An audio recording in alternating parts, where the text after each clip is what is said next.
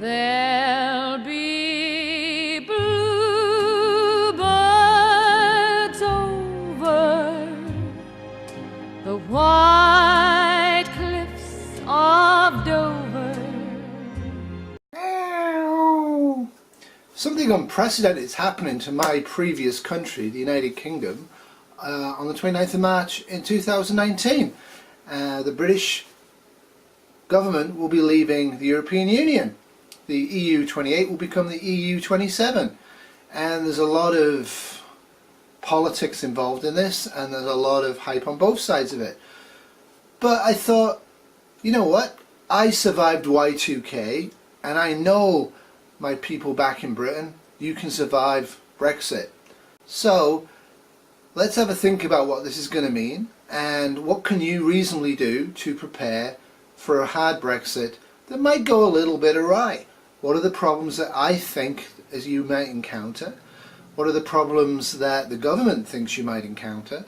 What should you best do to prepare you and your family in the event of a hard Brexit? Bearing in mind, this sort of thing has happened before. Remember Y2K?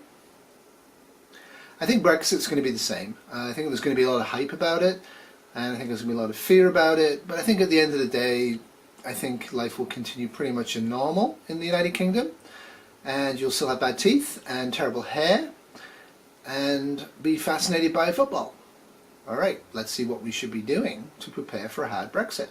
So, owing to the complete lack of ability of the United Kingdom's present government, and we can blame the Conservative Party for this because they are the ruling party, along with the DUP from Northern Ireland, which is a right-wing, somewhat odd little bunch of politicians propping up the present government, that you can blame them. But I would actually blame every member of Parliament. I think members of Parliament have a duty to their people to make sure their people have good information and is able to deal with whatever life may throw them.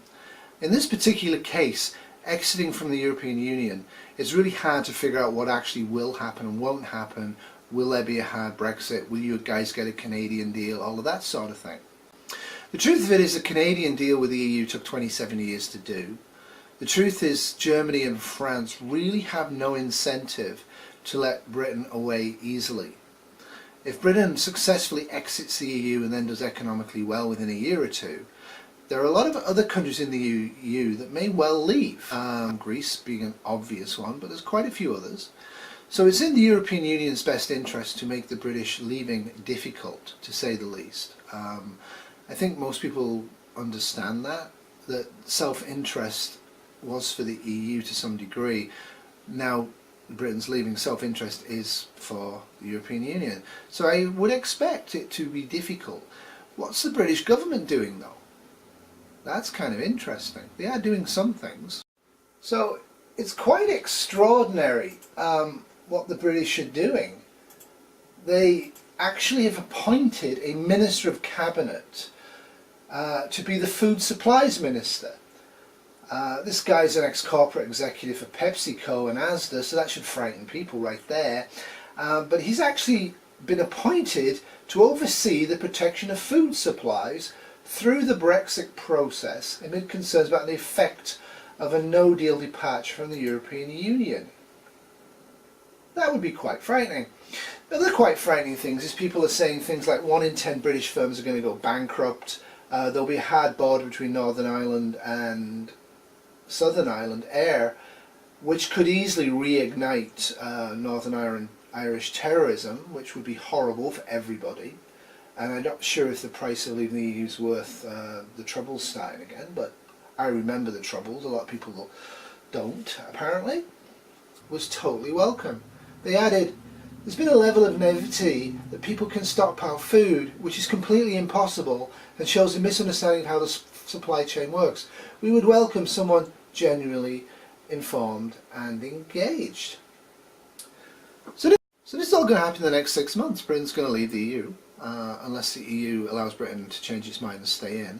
I consider that to be highly unlikely. So yes, you can stockpile food, and I'm going to show you some at the end of this video. And yes, you can do some things to prepare for a hard exit from the European Union. These sort of things are what preppers kind of do. You might think preppers are crazy guys with guns who live in bunkers and prepare for the end of the world. Yeah, to some degree, some do, but generally most preppers are actually prepping for ice storms and snowstorms, and in North America, and I guess now in Europe, hurricanes and tornadoes.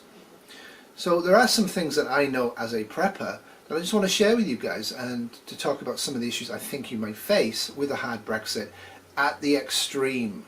Okay, this is not a Project Fear video. I just want to give you guys some tips. If you've just scanned onto this video and you've never prepped in your life and you don't know any preppers, some of this stuff might help you even if Brexit's easy and no problems at all if you're faced with an ice storm sometime next winter. Okay, so hold on tight. So the first thing you want to prep for is to get currency in low denomination bills. I don't have any British pounds on me anymore. These are Canadian bills.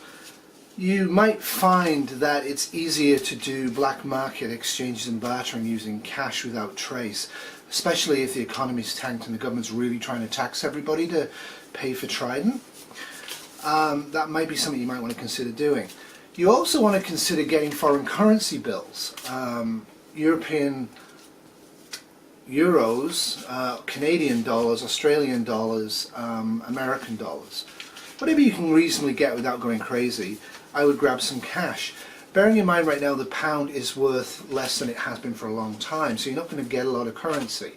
If hard Brexit goes badly, the hard currency from other countries is going to be an awful lot more expensive. So you don't want to put a lot of cash into this.